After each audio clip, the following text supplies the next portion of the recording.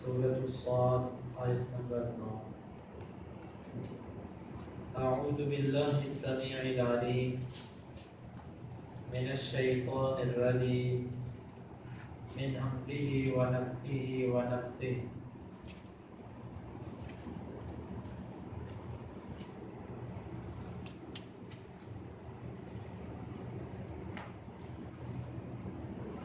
أم عندهم خزائن رحمة ربك العزيز الوهاب أم لهم ملك السماوات والأرض وما بينهما فليرتقوا في الأسباب جند ما هنالك مهزوم من الأحزاب كذبت قبلهم قوم نوح وعاد وفرعون ذو الأوتاد وثمود وقوم لوط وأصحاب الأيكة أولئك الأحزاب إن كل إلا كذب الرسل فحق عقاب.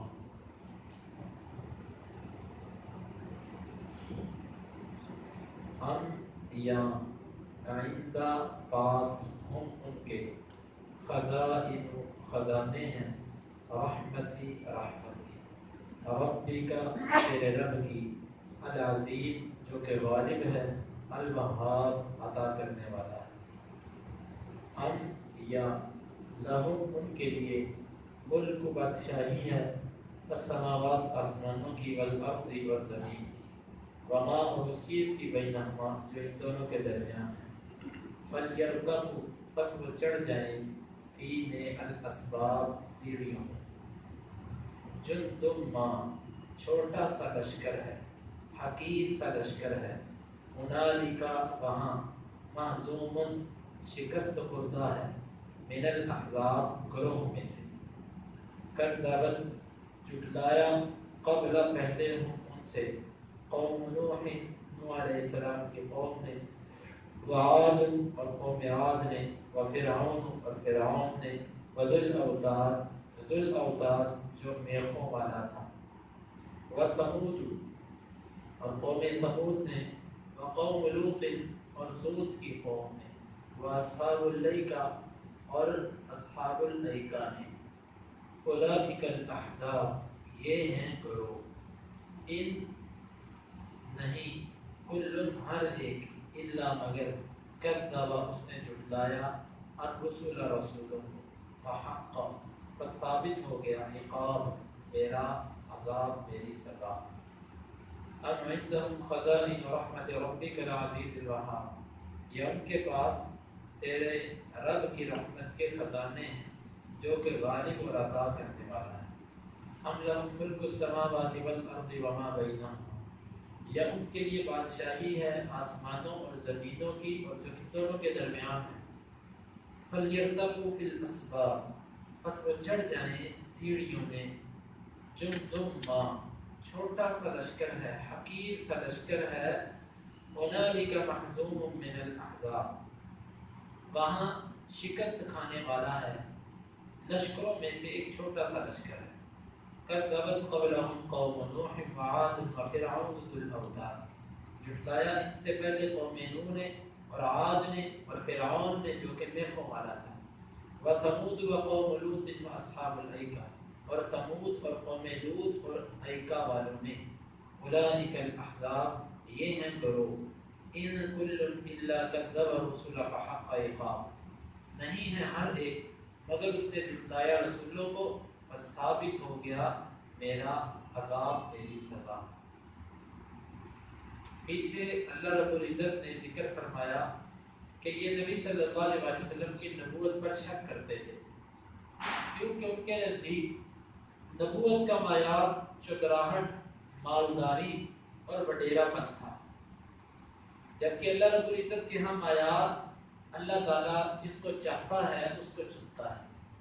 اللہ کے ہاں معیار کچھ اور ہے. نبوت جو ہے نبوت یہ کسبی نہیں ہوتی. کوئی بندہ جتنی مرضی محنت کر لے جتنی مرضی عبادت کر لے اس کو نبوت نہیں مل سکتی. نبوت ایک وہابی چیز ہے. وہابی چیز کا مطلب ہوتا ہے کہ اللہ جس کو پسند کرتا ہے جس کو چنتا ہے اس کو اللہ تعالیٰ عطا فرماتا ہے. تو اس کا انسان کی عبادت کے ساتھ کوئی تعلق نہیں ہوتا نبوت ملنا یا نہ ملنا. یہ ایک وہابی چیز ہے. تو یہ اعتراض کرتے تھے. اللہ رب العزت نے فرمایا ام عندهم خزائن رحمت ربک العزیز الوہاب. میرے نبی یہ جو آپ کی نبوت پر اعتراض کر رہے ہیں، کیا تیرے رب کی رحمت کے خزانے ان کے پاس ہیں؟ مطلب کہ ہم نے آپ کو نبوت دی، ان کو اتنی تکلیف ہے کہ آپ کو نبوت کیا ملی، کیوں ملی؟ گویا کہ رحمت کے خزانے ہمارے پاس نہیں، ان کے پاس ہیں. اس آیت میں ایک اعتبار سے تو اللہ تعالیٰ نے مشرکین پر رد فرمایا کہ اللہ کے پاس اس کی رحمت کے خزانے ہیں، وہ جس کو چاہے اپنی رحمت عطا فرمائے. لیکن ایک اعتبار سے اس میں ہمارے لیے بہت بڑا سبب ہے، وہ یہ ہے کہ کسی کو بھی اللہ رب العزت جو نعمت عطا فرمائے تو ہمیں اس سے حسد نہیں کرنا چاہیے. ہمیں دل میں اس کے بارے میں تنگی نہیں لانی چاہیے کہ اس کے پاس یہ نعمت کیوں ہے، کیونکہ اللہ کے پاس رحمتوں کے خزانے ہیں. اگر ہم اس کی نعمت کو تسلیم نہیں کریں گے تو ہمیں اس آیت پر غور کرنا چاہیے کہ جب مشرکین نے نبی صلی اللہ علیہ وسلم کو ملنے والی نعمت کو تسلیم نہیں کیا تو اللہ تعالیٰ نے ان سے یوں مخاطب ہوئے. تو ہم بھی اگر کسی کی نعمت کو قبول نہیں کرتے، برداشت نہیں کرتے، تو پھر یقیناً ہم بھی اللہ کی رحمت کے خزانوں پر یقین نہیں رکھتے. کسی کو اللہ نے کوئی نعمت عطا فرمائی ہو، کسی کو مال زیادہ مل گیا، کسی کو خوبصورتی، کسی کو ذہانت، کسی کو کچھ جو اللہ تعالیٰ نے عطا فرما دیا، انسان کو اس پر صبر شکر کرنا چاہیے اور یہ سمجھنا چاہیے کہ یہ میرے مالک کی تقسیم ہے. تو تیرے رب کی رحمت کے خزانے تیرے رب کے پاس ہیں، ان کے پاس نہیں ہیں. العزیز جو کہ غالب ہے، مطلب اگر اس کی تقدیر کو کوئی تسلیم نہیں کرتا تو وہ اس پر غالب نہیں آ سکتا. وہ اللہ خود ہی غالب ہے. الوہاب، وہ خوب عطا کرنے والا ہے. ام لہم ملک السماوات والارض وما بینہما، یا پھر یہ ہو سکتا ہے کہ زمین و آسمان اور جو ان دونوں کے درمیان ہے اس کی بادشاہت ان کے پاس ہے. جو بندہ بادشاہ ہو ہر چیز کا، وہ بھی یہ اعتراض کر سکتا ہے کہ ایک چیز مجھے نہیں ملی، ان کو کیوں مل گئی. تو یہاں تو یہ ہے کہ ان کے پاس بادشاہت ہے زمین و آسمان اور ان دونوں کے درمیان، جبکہ ایسا بھی نہیں ہے. یہ بادشاہت تو اللہ کے پاس ہے. فَلْيَتَّقُوا فِي الْأَسْبَابِ، بس پھر یہ اپنے اسباب پر چڑھ جائیں، یعنی جتنے ذرائع اور وسائل ان کے پاس ہیں یہ اس کو اختیار کر لیں. چڑھ جائیں جہاں تک چڑھ سکتے ہیں، کر لیں پھر اللہ تعالیٰ سے مقابلہ. جُنْدٌ مَّا هُنَالِكَ مَحْزُومٌ مِّنَ الْأَحْزَابِ، جُنْدٌ مَّا هُنَالِكَ مَحْزُومٌ مِّنَ الْأَحْزَابِ، جُنْدٌ مَّا مِنَ الْمَحْزُومِ. یہ اس طرح ہے کہ یہ لشکروں میں سے ایک چھوٹا سا لشکر ہے، ایک حقیر اور ذلیل سا لشکر ہے. کن کا لشکر؟ کفار کا، قریشیوں کا. جو کفار تھے ان کا لشکر انتہائی حقیر اور ذلیل لشکر ہے لشکروں میں سے. ہنالک محزوم، یہ وہاں پر شکست کھانے والا ہے. کہاں پر؟ اللہ رب العزت کے مقابلے میں. اللہ کے مقابلے میں یہ لشکر شکست کھانے والا ہے. یہ بات کرنے کے بعد اللہ رب العزت نے آگے چند شکست کھانے والی قوموں کے نام ذکر فرمائے. تو اس آیت میں بھی ہمارے لیے ایک سبق یہ ہے کہ اللہ تعالیٰ کے فیصلوں سے جو بندہ ٹکرانے کی کوشش کرتا ہے، اللہ کی تقدیر کو جو بندہ نہیں مانتا، وہ شکست نہیں کھاتا. کوئی بندہ اللہ کے فیصلے کو نہ مان کے کیا کر دے گا؟ فیصلہ بدل سکتا ہے، کسی کو شکست دے سکتا ہے؟ کبھی بھی نہیں دے سکتا. الٹا وہ اپنا ہی نقصان کرے گا. تو یہاں پر یہ بھی ایک بہت اچھا سبق ہے ہمارے لیے. اب اللہ تعالیٰ نے پہلے ہلاک ہونے والی قوموں کا ذکر فرمایا. کذبت قبلہم قوم نوح، ان سے پہلے قوم نوح نے جھٹلایا. وعاد، اور عاد نے، اور فرعون کی قوم نے، ذو الاوتاد، جو کہ میخوں والے. ویسے تو قومیں بہت ساری ہیں کہ جنہوں نے جھٹلایا، لیکن اللہ تعالیٰ نے جن قوموں کا ذکر فرمایا یہ وہی قومیں ہیں کہ جن کو عرب کے لوگ بھی جانتے تھے. نوح علیہ السلام کی قوم کا واقعہ مشہور ہے، اور اسی طرح عاد اور پھر فرعون ذو الاوتاد جو کہ میخوں والا ہے. فرعون کو میخوں والا اس لیے کہا جاتا تھا، اس کی کئی توجیحات مفسرین نے کی. ایک وجہ اس کی یہ بیان کی جاتی ہے کہ اس کے لشکر اس قدر زیادہ تھا کہ جہاں پر بھی وہ کہیں پڑاؤ ڈالتا تو جب وہ خیمے لگاتے تو ہر طرف میخیں ہی میخیں، کیل ہی کیل نظر آتے. تو اس لیے اس کو میخوں والا کہا جاتا. یا بعض نے اس کی توجیہ یہ کی ہے کہ وہ اپنے مخالفین کو پکڑتا اور ان کے جسموں میں میخیں ٹھونک دیا کرتا تھا، میخیں ٹھونک دیا کرتا تھا. اتنا وہ ظالم جابر سرکش تھا جس کی بنا پہ اس کو ذو الاوتاد میخوں والا کہا جاتا تھا. یہ اس کی ایک توجیہ بعد نے یہ بیان کی ہے کہ اس کی جو عمارتیں تھیں وہ اس قدر مضبوط تھی، اس کی سلطنت اتنی مضبوط تھی گویا کہ جیسے کیل اور میخ گاڑی ہوتی ہے کسی چیز کے اندر. اس کی مثال آپ احرام مصر آج کے دور میں جو موجود ہے ابھی تک، اس کو دیکھ کے انسان حیران ہوتا ہے کہ یہ اتنے اتنے بڑے پتھر اس دور میں بغیر کرینوں کے اور بغیر ان جدید آلات کے کیسے ان لوگوں نے اٹھا کے ایک دوسرے کے اوپر رکھ دی. اللہ تعالیٰ نے ان لوگوں کو بڑی قوت عطا فرمائی. تو یہاں پر مشرکین مکہ کو ان قوموں کا ذکر بھی کیا جا رہا ہے اور ان کی سات خوبیوں کا بھی اشارہ دیا جا رہا ہے کہ قوم نوح کے جن کی عمریں ہزار ہزار سال عام عمر ہوتی تھی، اور عاد کہ ایسے لوگ تھے کہ جو جن کے بارے میں اللہ کا قرآن کہتا ہے کہ لم یخلق مثلھا فی البلاد، ان جیسے شہروں میں پیدا ہی نہیں کیے گئے. اور فرعون کہ جو اپنے آپ کو کہتا ہوتا تھا کہ انا ربکم الاعلی، میں تمہارا سب سے بڑا رب ہوں.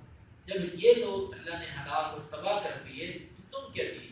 تم تو گروہوں میں سے ایک حقیر سا گروہ ہو، چھوٹے سے لشکر ہو تم، نہ تمہاری عمریں ان جیسی، نہ تمہاری جسمانی طاقت ان جیسی، نہ تمہاری سلطنت فرعون جیسی. تم کس وجہ سے اللہ رب العزت کے ساتھ سرکشی کرتے ہیں؟ وَثَمُودُ وَقَوْمُ لُوطٍ وَأَصْحَابُ الْأَيْكَةِ، اور ثمود، قوم ثمود یہ بھی عرب کے قریب تھے. وَقَوْمُ لُوطٍ اور لوط کی قوم، وَأَصْحَابُ الْأَيْكَةِ اور جھنڈ والے. جھنڈ والے اس کا پیچھے ذکر گزر چکا ہے کہ یہ وہ لوگ کہ جو جنگلات میں رہتے تھے. اس کی کئی توجیحات مفسرین نے لکھی ہیں. ایک تو یہ کہ یہ درختوں کی عبادت کرتے تھے، بعد نے یہ لکھا ہے اس لیے ان کو جھنڈ والا کہا جاتا تھا. اور بعد نے یہ بدل کیا کہ یہ جنگل کے علاقے میں رہتے تھے، تو اس مناسبت سے ان کا نام اصحاب الایکا پڑ گیا. اولئک الاحزاب، یہ ہیں گروہ کہ جن گروہوں میں سے تم حقیر سے گروہ. پیچھے فرمایا تھا جندٌ ما ھنالک محزوم من الاحزاب، آگے احزاب کی وضاحت کرتے وہ احزاب کون سے ہیں جن میں سے تم حقیر سے ہو. وہ یہ احزاب ہیں کہ جن کے مقابلے میں تم انتہائی حقیر ہو. ان کل الا کذب الرسل فحق العقاب، ان کا جرم کیا تھا؟ ان میں سے ہر ایک نے رسولوں کو جھٹلایا. بس جھٹلانے کی دیر تھی کہ ان کے اوپر جو ہمارا عذاب تھا وہ ثابت ہو گیا. تو تم نے بھی رسولوں کو جھٹلایا، تم کچھ ان سے منفرد نہیں ہو، اللہ کے کوئی غریبی نہیں ہو کہ اللہ تعالیٰ تمہارے ساتھ نرمی والا معاملہ کرے. اللہ کا اصول ایک ہے جو کبھی نہیں بدلتا. تو ان آیات میں ہمارے لیے سبق یہ ہے، پہلا درس کہ نبوت جو ہوتی ہے یہ معافی چیز ہے جس کا دروازہ بند ہو چکا ہے. محمد رسول اللہ صلی اللہ علیہ وسلم کے بعد کوئی نبی نہیں آ سکتا تا قیامت، نہ ذلی، نہ مروزی اور نہ حقیقی اور نہ مجازی کسی قسم کا نبی نہیں آ سکتا. رہی بات عیسیٰ علیہ السلام کی، تو عیسیٰ علیہ السلام در حقیقت ہمارے نبی سے پہلے کے نبی ہیں. وہ ان کو نبوت ہمارے نبی سے بھی پہلے کی مل چکی ہوئی ہے. وہ تو اپنی زندگی پوری کرنے کے لیے آئیں گے. اور دوسری بات عیسیٰ علیہ السلام جب دنیا میں آئیں گے تو وہ بطور امتی آئیں گے. اللہ کے ہاں ان کا اکرام، ان کا اعزاز وہی ہے نبیوں والا، لیکن امت محمدیہ کے اندر آ کر وہ اسی نبوت اور اسی شریعت کی وہ تشریح کریں گے اور اسی کی وہ تبلیغ کریں گے. وہ اور کسی دین اور مذہب کی وہ تبلیغ نہیں کریں گے، گویا کہ وہ بھی تابع بن کر آئیں گے. تو اس لیے نبوت واقعی چیز ہے جس کا دروازہ بند ہو چکا ہے، اور اللہ کے پاس رحمتوں کے خزانے ہیں. کسی کو اللہ تعالیٰ کوئی رحمت عطا فرمائے، اس کو مال دے دے، کسی کو اللہ تعالیٰ کاروبار میں ترقی دے دے، کسی کو اللہ تعالیٰ ذہانت، کسی کو اولاد، کچھ بھی اللہ عطا فرما دے، تو ہمیں اس سے حسد نہیں کرنا چاہیے بلکہ اس کو تسلیم کرنا چاہیے کیونکہ یہ اللہ کی تقسیم ہے. اور دوسرا سبق یہ ہے کہ انبیاء کو جھٹلانے والی قوموں کا انجام اللہ تعالیٰ نے یہاں پر ذکر فرمایا. تو اگر ہم بھی اس جرم کے اندر مبتلا ہوں گے تو اللہ تعالیٰ کا اصول ایک ہے، سزا اس کی ایک جرم کی ایک ہی سزا ہے. اس جرم کو کوئی بھی کرے تو اس کی سزا ایک ہے. اللہ تعالیٰ نے اسے محفوظ رکھے. ام عندهم خزائن رحمت ربک، یا ان کے پاس تیرے رب کی رحمت کے خزانے ہیں، العزیز الوہاب، جو کہ غالب عطا کرنے والا ہے، ام لہم ملک السماوات والارض، یا ان کے لیے بادشاہت ہے آسمانوں اور زمین، وما بینہما، اور اس کی جو ان دونوں کے درمیان ہے، هل يرتقوا في الاسباب، بس وہ چڑھ جائیں سیڑھیوں میں، جندم ما، حقیر سا لشکر ہے، هنالک محزوم من الاحزاب، گروہوں میں سے وہاں شکست کھانے والا ہے، کذبت قبلہم قوم نوح، جھٹلایا ان سے پہلے قوم نوح نے، وعاد وفرعون ذو الاوتاد، اور عاد اور فرعون جو کہ میخوں والا تھا، وثمود وقوم لوط واصحاب الایکہ، اور ثمود اور قوم لوط اور جھنڈ والے، اولئک الاحزاب، یہی گروہ ہیں، ان کل الا کذب الرسل فحق عقاب، نہیں ہے ہر ایک مگر اس سے جھٹلایا رسولوں کو پس ثابت ہو کے میرا تھا، اللهم انفعنا بما علمتنا وعلمنا ما ينفعنا وزدنا علما، اللهم اقسم لنا من خشيتك ما يحول بيننا وبين معاصيك، ومن طاعتك ما تبلغنا به جنتك، ومن اليقين ما تهون به علينا مصائب الدنيا، متعنا اللهم بأسماعنا وأبصارنا وقوتنا أبدا ما أحييتنا، واجعله الوارث منا، واجعل ثأرنا على من ظلمنا، ولا تجعل مصيبتنا في ديننا، ولا تجعل الدنيا أكبر همنا ولا مبلغ علمنا، ولا تسلط علينا من لا يرحمنا، وآخر دعوانا